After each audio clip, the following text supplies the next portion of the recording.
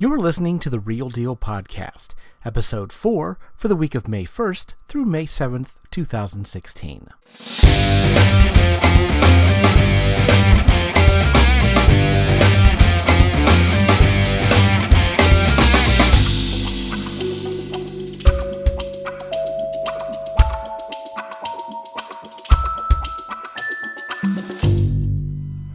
Hello and welcome back to the Man Attic for another edition of The Real Deal. I'm Kevin Pauly. And I'm Brian Hatcher. And today we're going to be taking a look at some films that we got to see over this weekend, as well as news you can use with regards to Hollywood and upcoming films towards the later part of the podcast. Brian, we have 3 films we're going to take a look at this week. 2 of them were released nationwide. One of them was sort of a special release. And I'm kind of going to talk on that one first. Unfortunately, last weekend, due to just various circumstances, we weren't able to record our normal Sunday episode. We recorded this on Sunday afternoons, by the way, for those who didn't know. And last week, of course, the world was stunned by the sudden death of such a tremendous artist and musician, and that was the death of Prince. And this weekend, actually, we were able to go see the local Regal Cinemas here in Nitro brought back Purple Rain. And it was such a wonderful thing to get to go see that in a theater again. I never got a chance to see it in the theater as a kid because I was a little too young. My parents weren't about to take me to it. But, of course, grew up on the soundtrack like every kid of the 80s did. Even if you hadn't seen the film, you still had that soundtrack. It was just, you had to have it. It won the Academy Award, and it really is the thing that film and that soundtrack really took Prince from being a rock star to just an overnight pop cultural, pop icon sensation.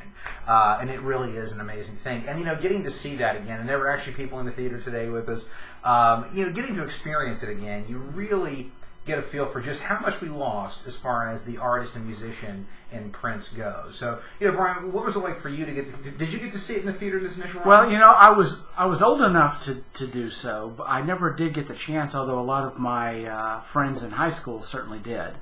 Of course, I did eventually get to see it on HBO. Right. But it was certainly the talk of the high school. Oh, sure. Certainly, when it came out. But I didn't really ever get the chance to see it in the theater until today. Yeah, which was just an awesome experience. And same for me, I was just too young, and I'd seen it on TV, obviously, but never had the chance to see it in a theater, which really, let's be honest, all films need to be able to be seen in a theater. This one, while it's not like the most gigantic, special effects laden film or anything like that, that soundtrack in a movie theater, you just have to experience that. It's like going to a concert. And it just has so much energy and such a vivid look and feel and sound. The film really does have a lot to offer. What was it like for you revisiting the film now? Obviously with his passing, you think of things a little bit differently. You look at things a little bit differently. But also too, just because I know for me, it had been a while since I just watched the film itself. The soundtrack I listen to all the time, but the film itself I hadn't watched in several years. Well, and neither had I, and I had forgotten really what an intense film that was. Yeah, I had too. I remembered certain elements of it, but I'd really forgotten just how much those moments with his parents, especially with Clarence William III playing his dad, how genuinely intense those moments are. And to be honest, I'd kind of forgotten about, and we'll get into a little bit of spoiler territory here, an incident that happens with his dad. Right. I'd forgotten about that. And so when it happened again, I was like, oh, wait a minute. Oh, Lord, that's right. And then, bam, it happens. But you also forget, it is such a product of its time. Not the music so much, but the look of the film and everything about it. It is very much, you have no doubt what era that film was made. Yes. But there's a genuine energy to it. And I think, you and I were talking on the way home. You watch that film, and you especially watch the final performance of Purple Rain and I Would Die For You, and then Baby I'm a Star, and wow, what a tremendous trilogy of songs that is. But when you watch him perform those on that stage, and you can feel it. Even all this time. Yeah. That was recorded, 33 years ago. And you can still feel that energy from that performance. And you can tell. You just know. Yeah. That in his mind, he knew if this worked, if this film and this soundtrack were a hit, that this was going to be the thing that would really set him on a whole nother level. Yeah. And it did. He won the Academy Award for Best Original Score for Purple Rain. And, he broke all kinds of Billboard chart, records. And, the album sold multiple copies. It's like, I don't know how many platinum awards it's got. It's some large number. This is a soundtrack that everybody had. Right. I mean, everybody had it. It was a film that everybody was talking about. Even if you hadn't seen it, you knew about it. Right. And it was just one of those things where, at that moment, Prince really became, for us 80s kids, he became on that level of Michael Jackson. And it's so funny, of course, you have to remember there was an era when Michael Jackson truly was the king of pop. For Prince to even come close to that level is a major deal, a very major deal. And, my friend Anthony Lewis, he has Anthony's Records, by the way. If you're on Facebook, look up Anthony's Records, fantastic shop. He has, one of every Prince's albums, first Prince editions of every, even, special edition ones and stuff. And where he works for Channel 3, when Prince died, they had Anthony interviewed, about Prince and everything, and he had all his records and stuff. And they found footage of him on Mr. Cartoon back in the day. And by God, he's wearing a Purple Rain t-shirt in that footage. Yeah. And I was like, it just goes to show everybody, even though we weren't old enough to go see that movie in the theater, we all knew about that movie. We knew about that soundtrack. It really had an influence. Oh, yeah. And, the funny thing is, I'm going to kind of go into geek territory here. But just recently, they announced the new companion for Doctor Who. And they had a little clip of her and the Doctor hiding from some Daleks. And the thing, keep in mind, too, that this was shot probably about 3 or 4 days before Prince passed away. But she was wearing a Prince t-shirt, the white face with the eyes. Oh, yeah. Yeah, the one you saw from When Doves Cry. Yeah, that's awesome. Yeah. She was, it was just like one of those weird type of things. Well, but Prince, that's the influence he had. He was on the Muppets, for crying out loud. Yeah. And he, was just one of those people that in anything he was in, it was interesting. He just was an interesting cat. He was a weird dude. But man, you can't deny the fact that he was a true artist in every sense of the word, and absolutely pound for pound, and no pun intended to his size, pound for pound, one of the single finest musicians that ever has or ever will exist on this planet. That man could literally play any instrument that was given to him. And his first album, he is his band. He played every single instrument on every track. There are so few people who can honestly do that. And, watching Purple Rain again, you just realize, it really hit me again today, just what a loss he was for fans of music and movies and pop culture in general, for kids of the 80s who grew up with him in the late 70s. It was one of those things, it hit me, when I found out about his death. It really, I actually teared up at work a little bit. And I was thinking, why? I've never met this guy, and I never had a chance to see him in concert. And, but I figured, what I figured it was, and it made sense to me, is, in the soundtrack of my life, he has multiple tracks on it. Yeah. And I can remember where I was at certain parts of my life when I heard certain songs of his. And there's something about that. As anybody who knows me, I wear my Child of the 80s badge as a badge of honor. Before we even started this recording, I was just talking about, today is one of those days where my soul kind of aches a little bit that we're no longer in the 80s. And I'm not saying it was the most perfect time, but for me it was a really fantastic time. And his passing just reminded me of all the great things and that I can associate with his music. Dances at school and things like that. That all had a place in my heart and a place in my life growing up. And I think that's where so many people have felt that. Just like we had with David Bowie.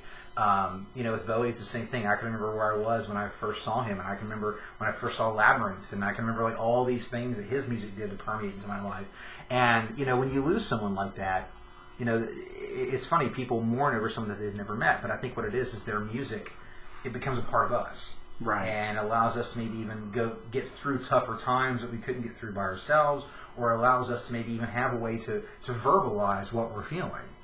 Those songs help us to do that. And I think that's where a lot of that, where the mourning comes from, and I think it's a genuine thing. I think you have every right to feel that way if someone's music has had that impact on you. It's funny, on Facebook, you've got all these people who are like, well, I don't know why anybody's, crying over Prince, blah, blah, blah. And I'm like, well, that's your prerogative.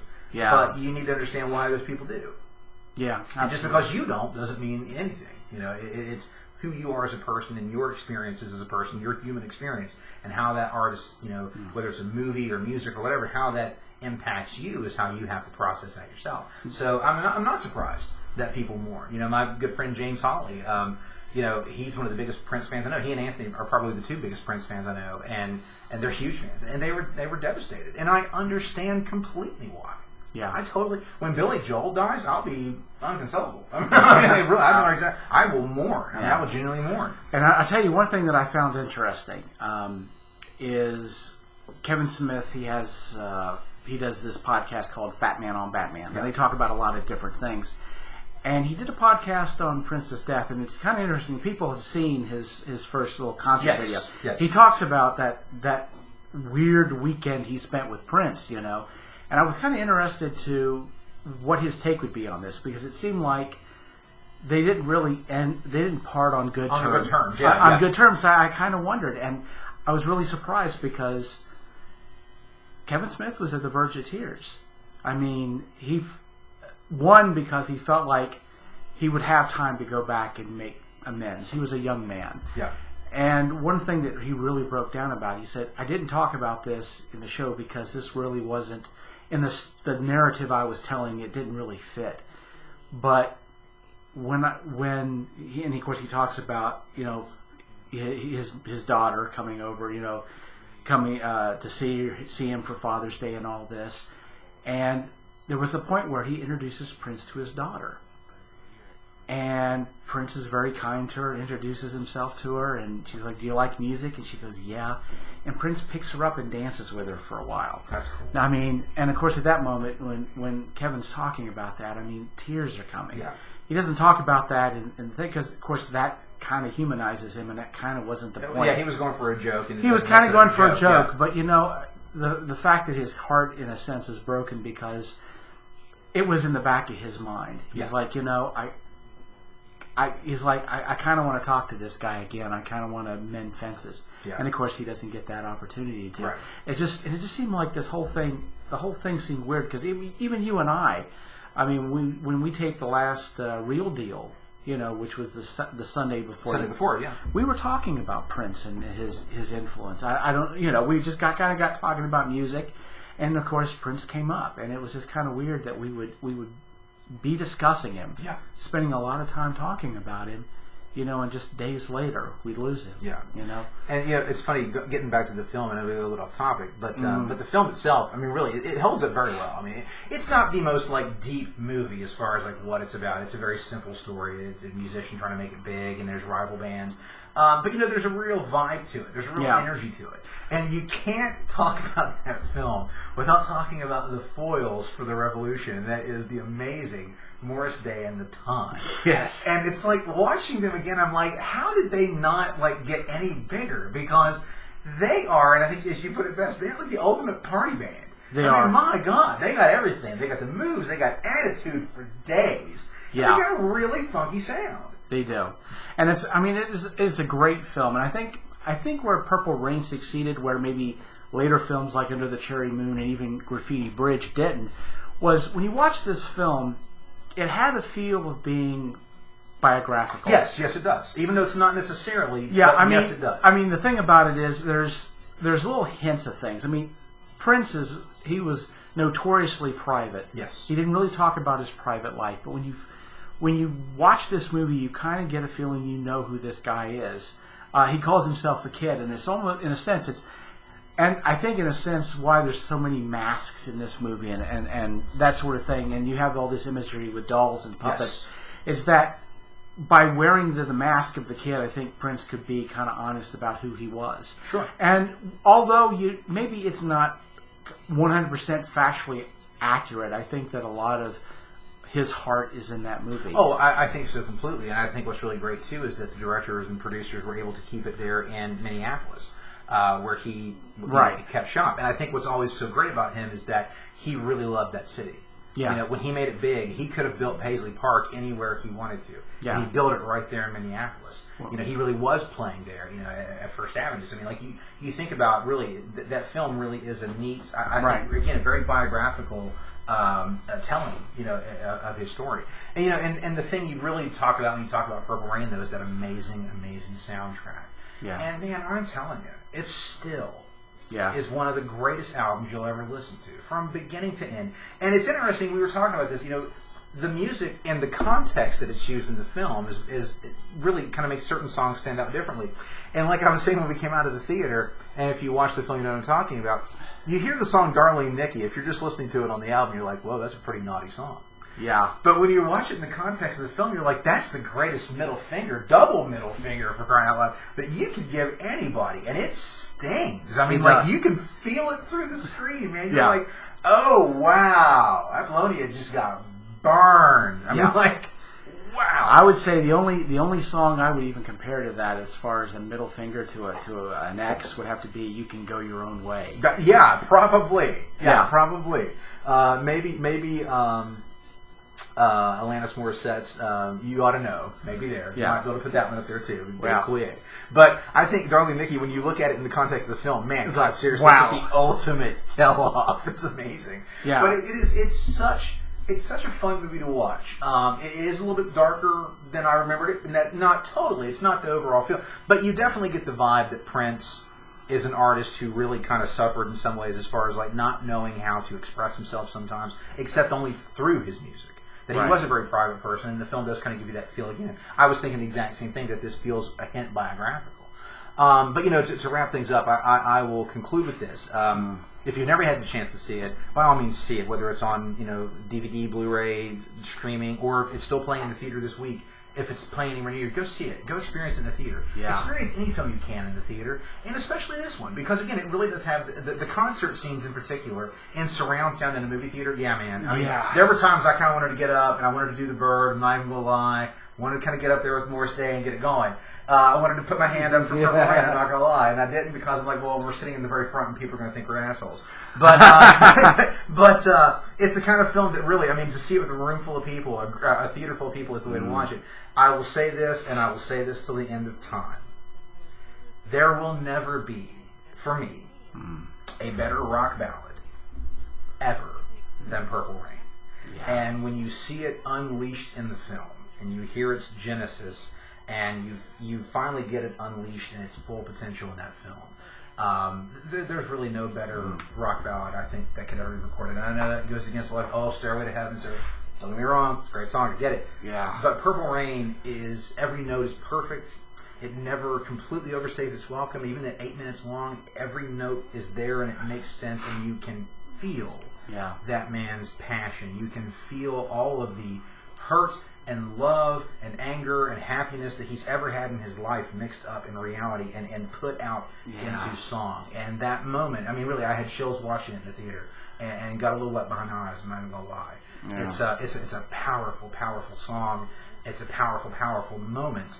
And I'm also going to say this, there will never be a better Super Bowl halftime show than Prince. And I love Michael Jackson, don't get me wrong, but Prince doing Purple Rain in high heels on a wet stage, for real, I'm like, yeah, dude, just, you're done. No one else is going to talk about it. You know, the thing about it is, especially in that performance, you know, what people talk about is when they told Prince, they said, dude, it's raining. He says, can you make it rain harder? Yeah. That's what he wanted. And he nails it. I mean, it's a spectacular moment. Yeah, because, you know, that rain didn't own the stage. He owned that stage. Owns it. You better believe it. Yeah, and he owns this film.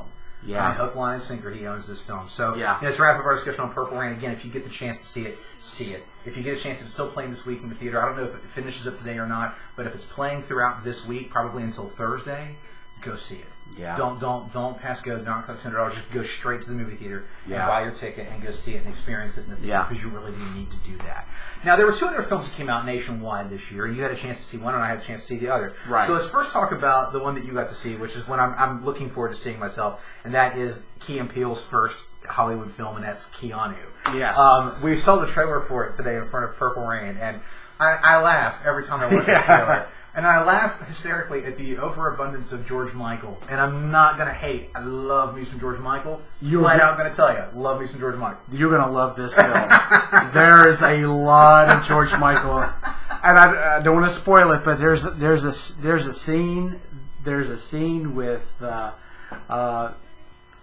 some tough gangsters and somebody who's trying to be a tough gangster talking about George Michael. Oh! And I don't want to say anything more than that. I can't wait. But now you got to see it. And I did. Now, of course, we're both fans of Key and Peele. Mm-hmm. They're funny gents. How do they work on the big screen? Was this a good transition for them from small screen sketches to a full screen movie? Oh well, these guys have an energy working together. It's amazing. Starting out in the beginning, you have Key and Peele as the scariest, most dangerous, most horrible two men I've ever seen in my life, and I'm not making this up because they play a dual role. Okay. So it starts out with this a church, that these Mexican gangsters are using as basically as a place where they're their base of operations. Their base of operations. They're doing their heroin, and you have the people stripped down to the waist, Yep. scooping the heroin. And there's you have your one guy, and he's got this kitten. He calls him Iglesia, little Iglesia, this cute little kitten. And then Key and Peele come in as they come walking in like a scene right out of the Matrix, all in black. They call and they're called the I forget what they call them. Give me a second and I'll remember this. But the Allentown Boys, yes. Allentown Boys. And they just come in, guns a-blazing, starts blowing, not blowing people away. It's like there's nothing funny about this at all. These are two, I kid you not, they're two of the legit scariest people I've ever seen on stage. They have this ability to wipe people out that you just feel like they literally made a deal with the devil. These are the children of the devil who just walked in and just obliterated all these people. But this little kitten manages to get away, And of course, the kitten becomes basically the MacGuffin. Yes. And the whole, it's like everybody wants this cat. That's Keanu. Yeah, Keanu becomes Keanu. Right, exactly. And to a point where well, you saw in the and you guys, if you've seen the trailer, you've seen this too. It's like you have this Rel is he's just downtrodden. He's just ready to give up on life when this cat comes to his door. Just falls in love with this little kitten he calls Keanu, right? But somebody breaks into the apartment, steals the cat. So they find out it's the 57th Street Blips. It's like the Blips? It's like, the Bloods and the Crips, they had a merger. Yeah, that's why they're called the Blips. They're the Bloods and the Crips. I love it. They're the Blips. Love it. So they find out where the Blips are, and they show up there. And of course, they're trying to be kind of tough, right? Mm-hmm. And they find the leader of the Blips, Cheddar, played by Method Man. That's awesome. He's and there he is, and he's wondering why these two guys, these suburban-looking guys, what are they doing here? And he suddenly mistakes them for the Allentown Boys. Oh, okay, there we go. So that's the that's the setup for the film. That's the whole setup of the thing. So, but they also find out that he's got this, there's Keanu in a do-rag. The do-rag and a gold chain. And they're like, well, we're looking for a real gangsta pet. And he's like, well, maybe if you help me with a job, I might give the cat over to you in respect. Okay, so that's why they get involved to try to get the cat back. Okay. Exactly. Now I do understand that Keanu Reeves actually is the voice of the cat. There's a moment, and I don't want to set up more than that, but there's a moment where Keanu speaks with the voice of Keanu Reeves. That's amazing, and it's hilarious. I'm sure it is. I'm sure it is. It's really hilarious when you get up to that point. Yeah. So the film overall has a nice mixture of action, violence, and comedy. Oh my! It's one of the most violent comedies I think I've ever seen. Is it more violent than Hot Fuzz? Because Hot Fuzz has some very violent deaths. It's very close. Oh wow! Then that's up there. Yeah. Well, what I really love about this comedy is that, except maybe for one small case with the drug dealer, nobody's playing it as a comedy. They think they're in a tragedy, all of them. That's, again, it's the perfect example of how a farce works. Exactly. A farce is a comedy at the expense of someone else's tragedy, and that's right. What it sounds like. Nobody's playing it for laughs. Right. The situation is funny because ultimately they're all basically fighting over a kitten. A cat. It's a kitten. They're all fighting over this. They're fighting over this kitten. I mean, all I can say is it's hilarious. It's messed up in some places. Don't give Anna Faris drugs. Okay, good to know. That's what I'm going to say. That's what I'm going to say there. Well, if Anna Faris is in it, then automatically I have to go see this movie. Oh, yes. Because she's one of the funniest people on the planet. Oh, yes. Her role in this is... Wow. Yeah, the three of them alone gets me there. That's awesome. Anna Faris as Anna Faris. Oh, even better. Okay. So there you go. Awesome. That's awesome. So you recommend Keanu? Oh, absolutely. Absolutely go see this. Like I said, it's in some cases it's just really messed up. And like I say, Key and Peele... I mean, obviously they've been doing this for a long time. They really have the chemistry. It's a great comedy. But basically, would you say if you're a fan of their stuff already, this will not sway you in any way? You'll be totally still on board with it? Oh, absolutely. Yeah. And do you think if you don't know Key and Peele, can you still go into this? Oh, absolutely. Okay. I mean, because they're they are funny guys. They're funny guys, and like I said, playing these characters. And there's some moments where, the humor takes a little bit of a dark turn, but there's some real story here also. Yeah. Because while they're sitting here acting hard, they're starting to realize some things about themselves. Sure.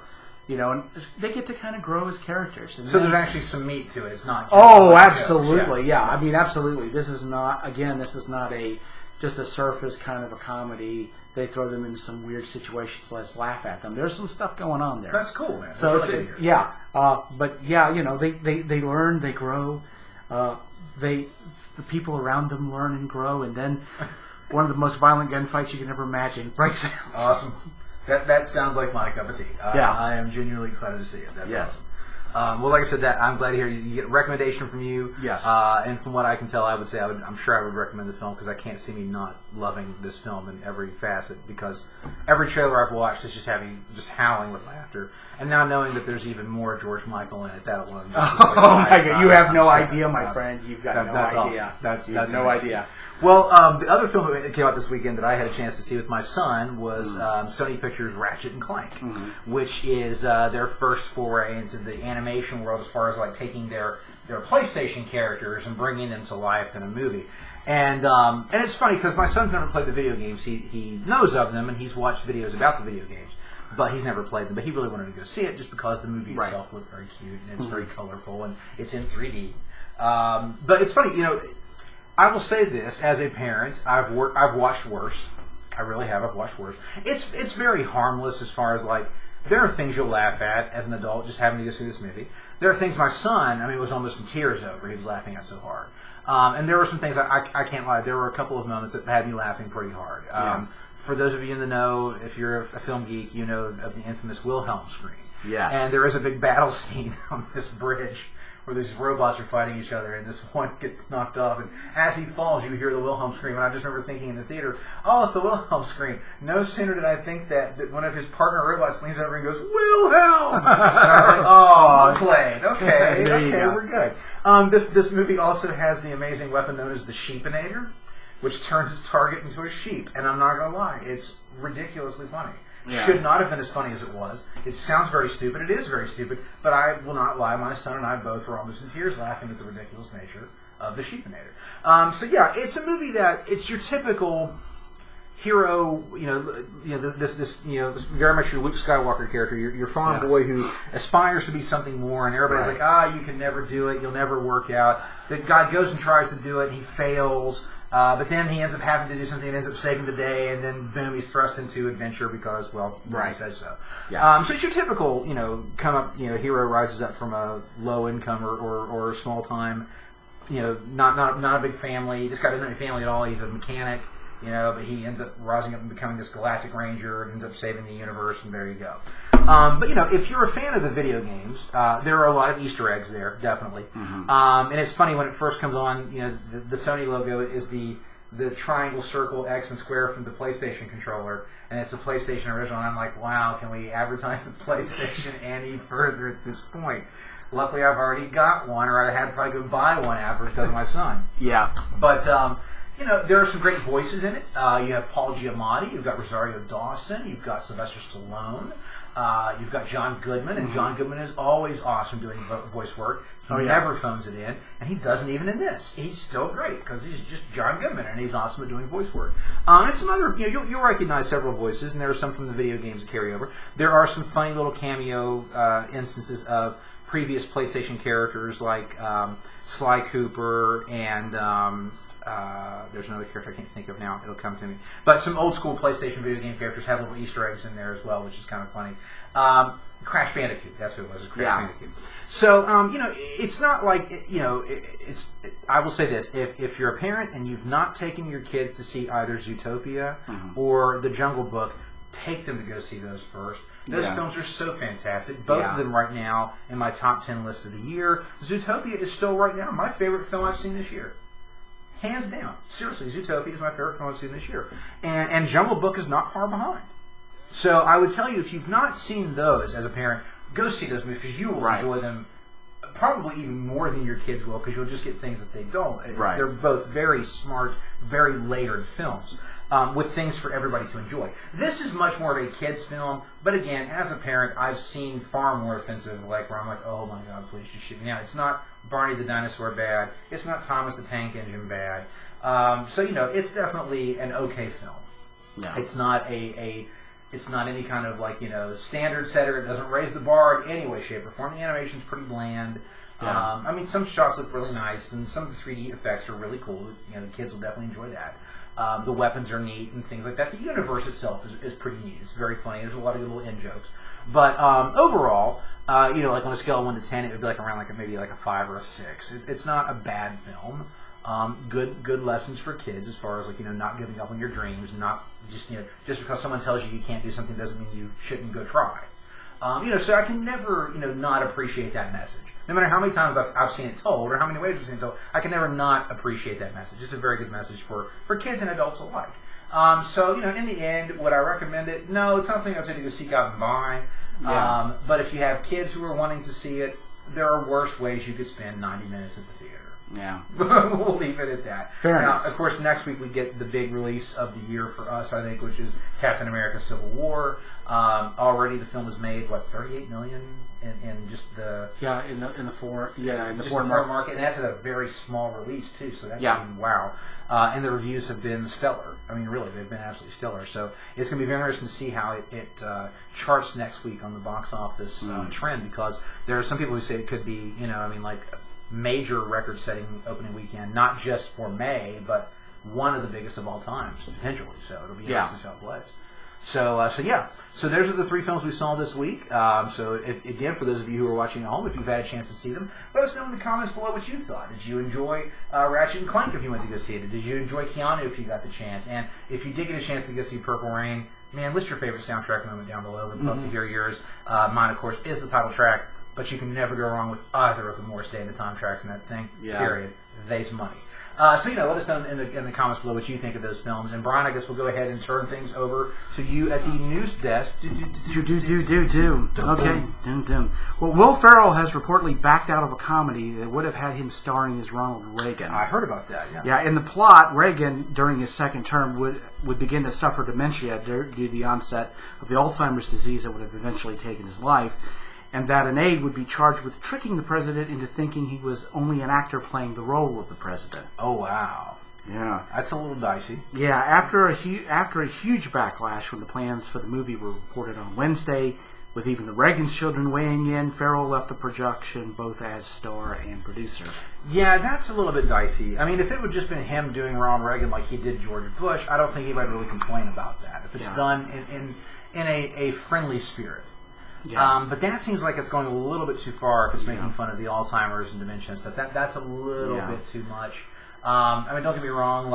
I'm not saying you can't make that film work. There's a part of me that's like, because it's Will Ferrell, I'd give it a shot. But I think for me, that's just a little bit too far. Well, I mean, my grandmother, she died from Alzheimer's, right. So for me, it would have been a challenge to find the humor in the situation. I think that's the trick. I mean, most comedians will tell you have to be able to laugh at anything. You have to be able to laugh at yourself, laugh at the worst misfortunes you've ever experienced in order to truly be a strong comic.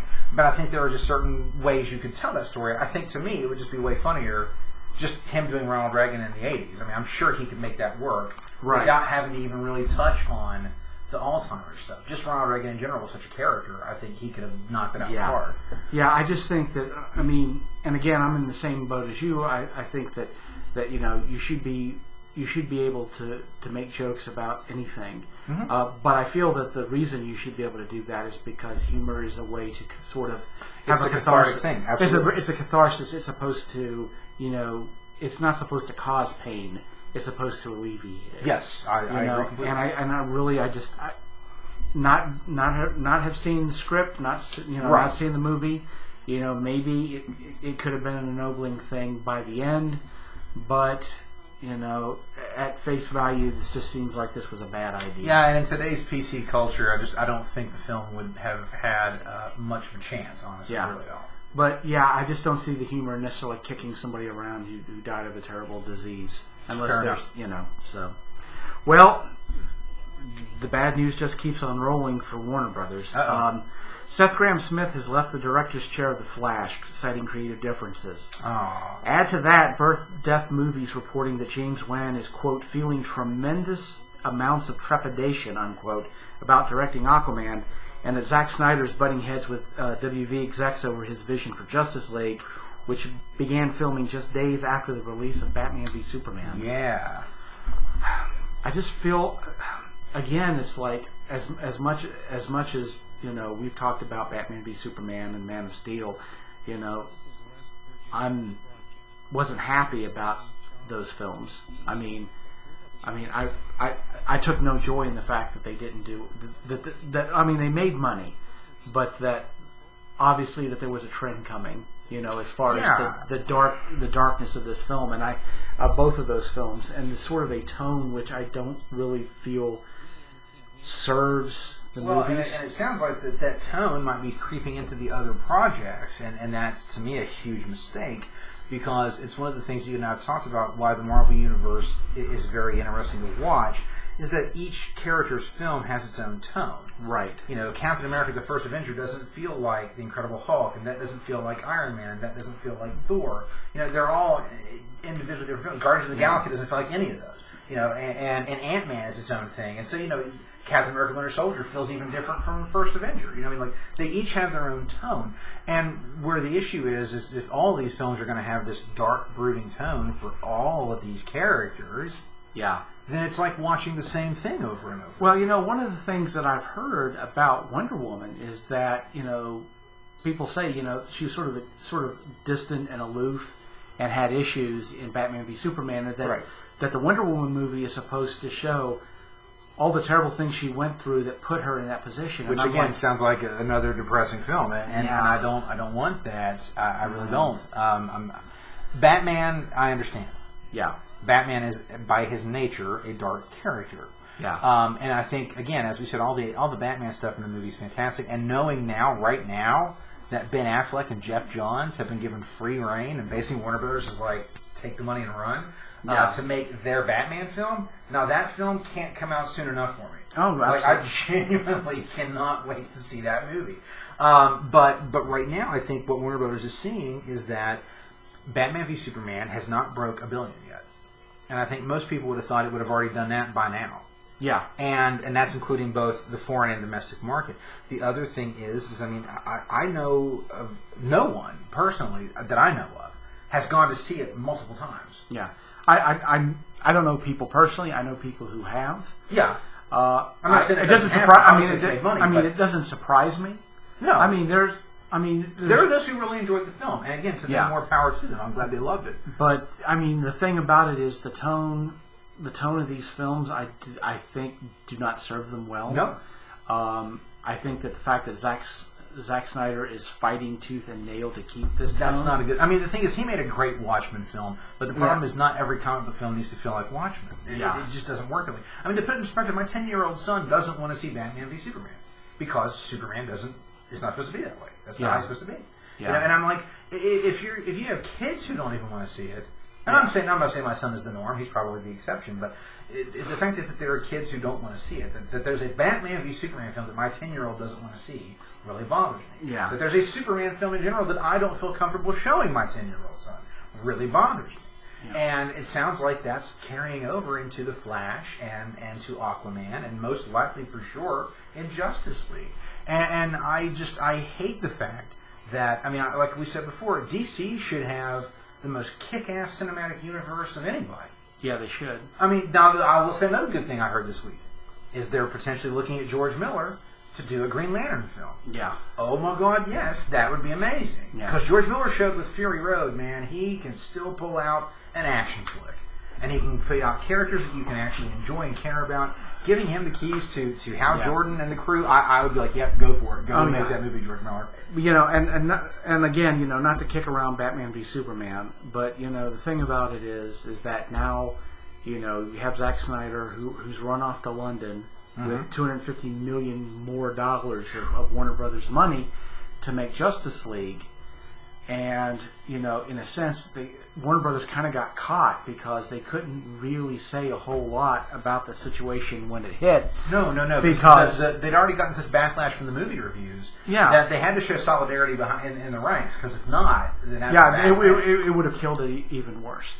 You know, but, I mean, for somebody, and I'm sure you're the same, you know, who wants to see a really good DC cinematic universe. My God. You know, it's like there's a lot of great stuff in the horizon. Now I'm just worried that Warner Brothers is going to get gun shy and kill all of this before we get a chance to see it. I mean, I'm so excited that we're getting in this year, that we're getting the from the animated side, the rated R Killing Joke movie that we've all been waiting for with Kevin Conroy and Mark Hamill, which would be amazing. You know, but that's going to work though. The tone is exactly right. But, you know, again, you know, I really worry about Warner Brothers and, you know, whether they're going to stick with things, because, and not just in movies, but I'm really seeing across the board in literature, you know, in television, I'm seeing the peak of geek culture. I mean, right now we are very lucky to be geeks. Because it's like it's the best time ever. Yeah. But when you're in a situation where people are, you know, you have some people sending John Campea nastygrams because he had positive things to say about Batman v Superman, and you have other people threatening the lives of his wife and children because he said Batman v Superman wasn't a perfect film. Jeez. I mean, he got it from both sides. And not just there, but also in literature right now. There's, you know, in science fiction literature, there's a little war going on there too. I'm seeing the decline in geek culture. I mean, but we're turning on ourselves now. We are absolutely turning on ourselves. It's the whole, you know, cutting off your nose to spite your face, and it's amazing that the geek universe, as it is, has become so splintered.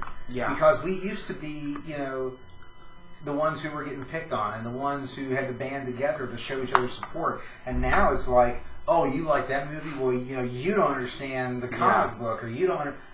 Okay, maybe I don't. But if I don't like it, I don't like it. That doesn't mean I'm any less a geek than you are. Yeah, and the thing about it is, it's not even a matter that, you know, if Civil War does well, then, you know, Marvel's won and DC's lost. Because the honest truth is, if let's be honest, if Batman v Superman had done really, really well, Civil War would have done even better. Probably. You know, it's, you know, the thing about it is, you know, for all the hate on both sides, and some of it, you know, I have to lay on Warner Brothers for, again, turning this whole thing into a pissing contest when they shouldn't have. But on the other side, now you have Marvel.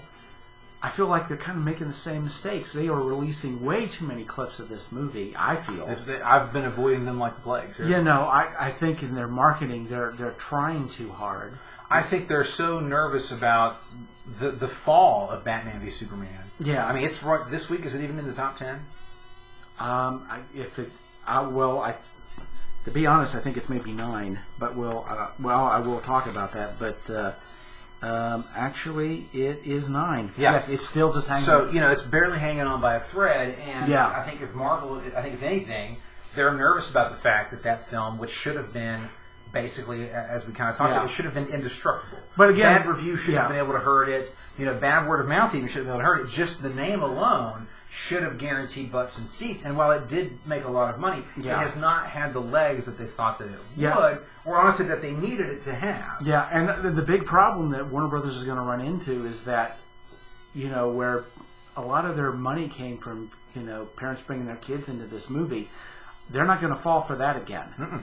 They're not. Justice League rolls around, they go, no, I saw. Well, they still got Suicide Squad to come out this year. Yeah. You think kids are going to be in that one? No, absolutely not. But the thing about it is, after parents pulled their crying children out after the ending of this movie that they didn't see coming, they're not going to take that chance again. I would be very surprised if a Justice League movie does, even close, has it close to that kind of a weekend.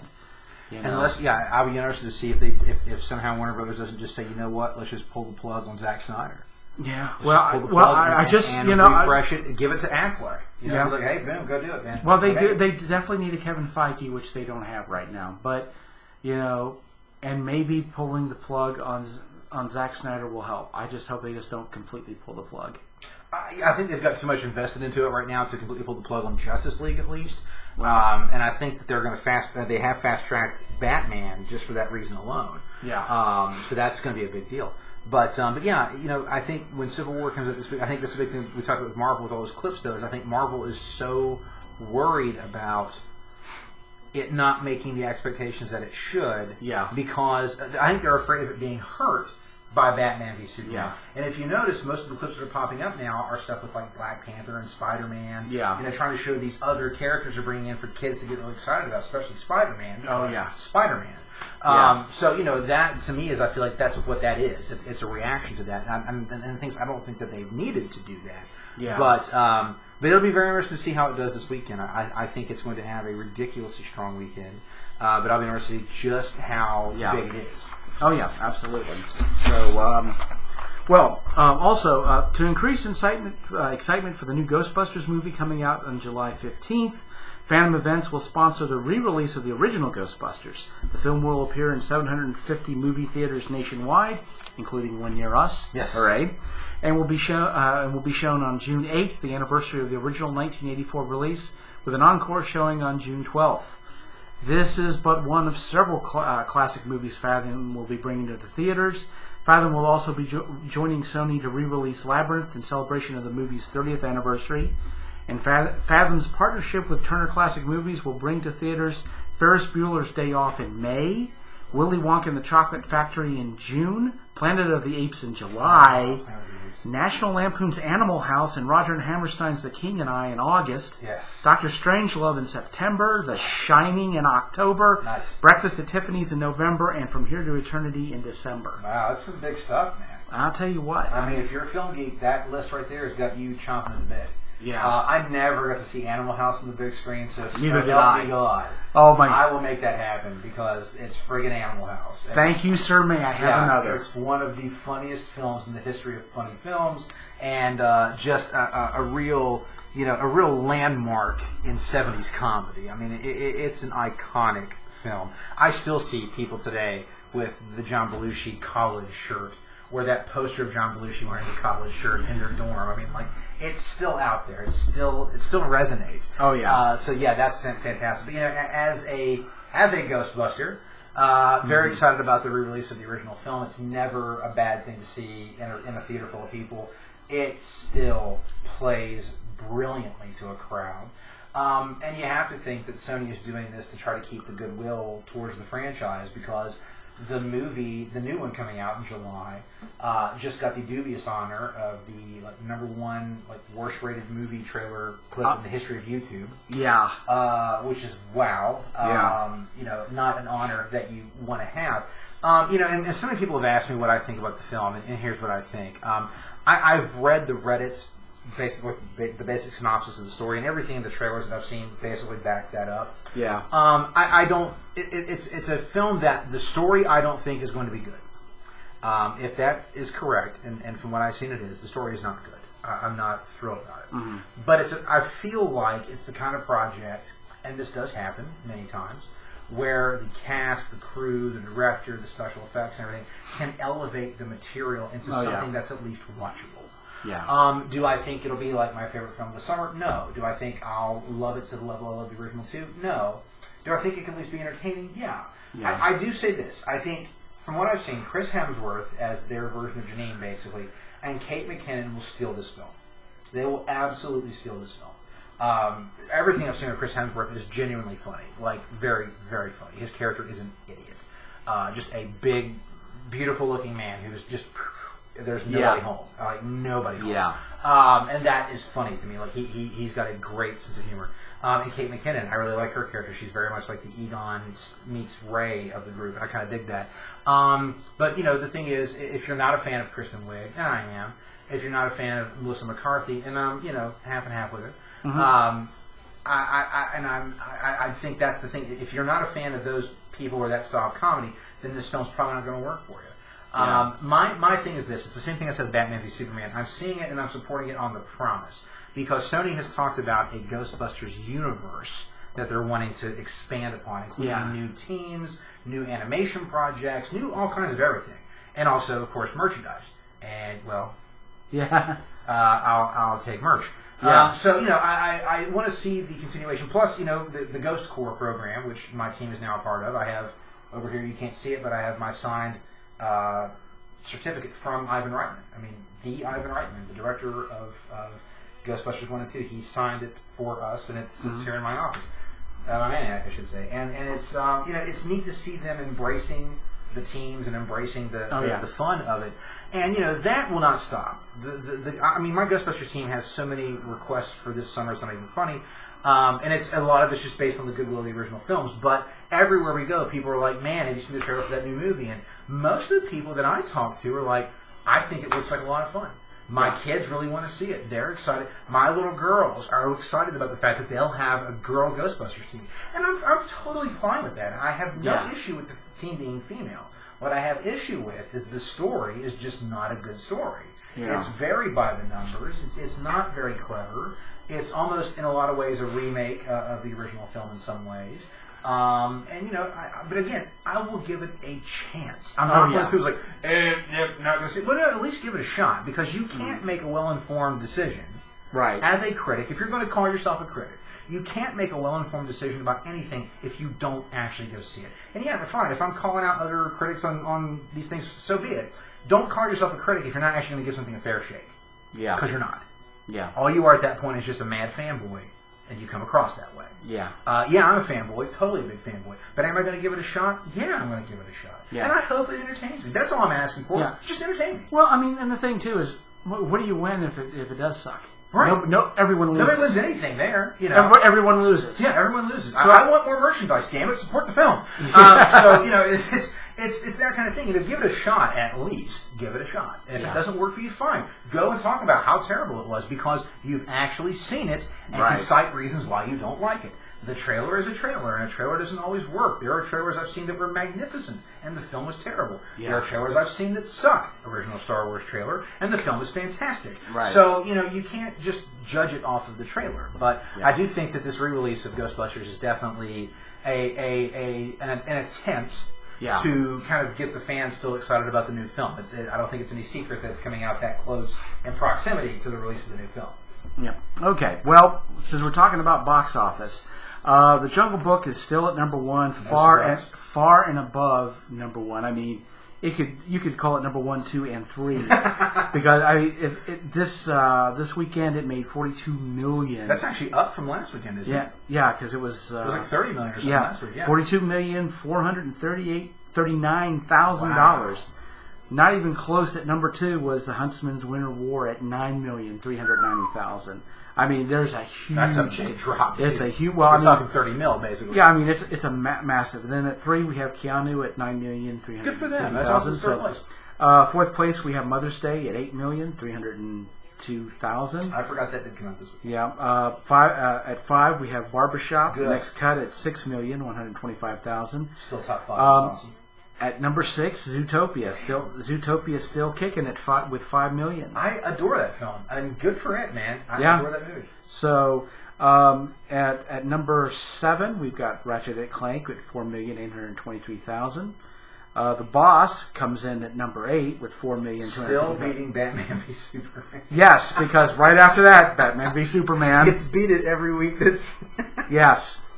Yeah, Batman v Superman now at number 9 with $3,810,000. Which means basically next weekend it's out of the top 10. Very possible. I mean, with the Civil War alone, dude, it's going to knock it out. Yeah. Well, I mean, the thing about it is, at 9, it might hang on to 10, depending on. Maybe. There's a possibility because there's not a whole lot coming out. But the thing about it is this. Is that come next weekend, there's a very good possibility that Disney is going to have 3 movies in the top 10. Oh, yeah. I don't think there's any question. With The Jungle Book, Zootopia, and, So, but Criminal is at number 10 with $1 million, and then we get Big Fat Greek Wedding 2 at $1 million. Green Room not doing very well. Did that even get, I don't know if that made it here, though. It doesn't have a very big release. No, it only made $960,000. It looks good, but boy, it's just it doesn't seem to be doing very well.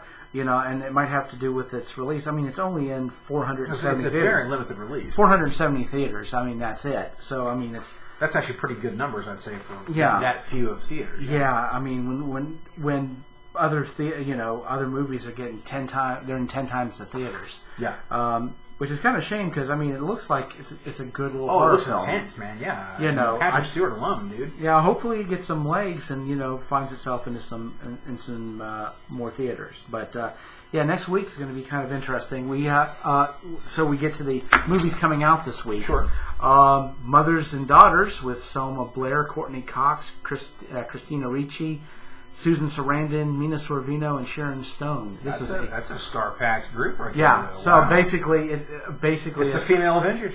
Well, there you go. It's basically mothers and daughters and their relationships and that sort of thing. And there's some superhero movie I think is coming out next week. I've heard I don't know much about it because I don't know much about it. I haven't seen really any ads, which is kind of odd. So so there you go. Well, like I said, it was definitely a great weekend at the movies as far as that goes. At least every film that we saw, we enjoyed in some way, shape, or form. Oh, yeah. Purple Rain, of course, was amazing. Sounds like Keanu was. Ratchet and Clank, again, if you're a parent taking your kid to a film, there are worse ways you could spend an afternoon. Don't pay full price. Do not see it past any of the matinee. But I will say this. There's a trailer in front of that for a movie coming out by Laika, it's Laika. They're the people who made Coraline and Paranorman, which I adore Paranorman. But they've got a new movie coming out called Kubo and the Two Strings. Yes, yes. It's absolutely... And I got to see the trailer in 3D, and my God. It looks good. I was mad that Ratchet and Clank wasn't that movie, because I really want to see that film. Using While My Guitar Gently Weeps as the soundtrack of that commercial, and I'm like, everything about that movie just looks incredible. Yeah. Everything about it. And you've got Matthew McConaughey, and you've got Charlize Theron and George Takei, and I'm like, I need to see this movie. Yeah. And I'm telling you, for parents out there, if you've not watched any of their films, I mean, Coraline is definitely a darker movie. Oh yes. But boy, it's gorgeous to look at. It's a very pretty movie. It's very neat, but it's dark. Paranorman feels like an '80s kids movie. It feels like a movie like Goonies or something like that, where it's not afraid to go a little dark. Yeah. But it lets the kids be kids. Yeah, the Monster Squad. It's like the Monster Squad. That's a very good analogy. It's that kind of movie. Paranorman is wonderful. Yeah. And really, I was stunned by the ending of that film. It is an incredibly powerful and an incredibly adult move that they make at the end of it, where I was like, man. But when I saw the film with my son, he got scared a few times. Of course, he was younger than me. He was like 7, I believe. But he really liked it. And there were things he laughed his little butt off at. And there are things I laughed my butt off at. It's a funny film. Yeah. But there's a genuine heart to it and a genuine creepy feel. It's a wonderful movie for the Halloween season for you to watch with your kids. But this company's doing really special stuff. Now, I've not had a chance to watch Box Trolls, but Cameron watched it and he loved it. And I'm sure it's awesome because, again, they're doing something really special. They're making these wonderful stop-motion animation films that look amazing. I mean, like, they really do have some real scope and real depth to them. And seeing the trailer for Kubo and the Two Strings in 3D, I mean, I looked at Cameron and I was like, dude, I'll tell you what we're seeing in August. And he was like, okay, that's fine with me. So, I mean, really, it's an amazing looking trailer. So that definitely had me excited going to see Ratchet and Clank. It was worth going to see just for that trailer, I'm not even going to lie. So there you go. So all of you who are watching, of course, remember to like, subscribe, and follow us on Facebook and on YouTube and Twitter. And if you've watched any of the films we talked about, again, leave your comments below. And also, if you have thoughts of other things you'd like us to talk about for next week, could be things we do in the news report, just our thoughts on Captain America or any other films coming out, please make those comments below and let us know. We would be glad to hear from you and keep the conversation going. So, Brian, we're wrapping things up. Any last things you want to talk about before we head out? Well, a couple things. One, I'd like to once again thank the Psycho Drive-In for releasing a lot of our guys, stuff. Thank you all so much. We love you, Paul, and the crew. You were wonderful. Thank you for allowing us to be a part of that and for getting the podcast out there. We cannot say thanks enough. Do want to give a special shout out to our friends Dana and Matt with Cinema Villainy. If you've not listened to them, they're a fantastic bunch. They just did an episode about Ghostbusters, and the episode they did before that was Transformers the movie.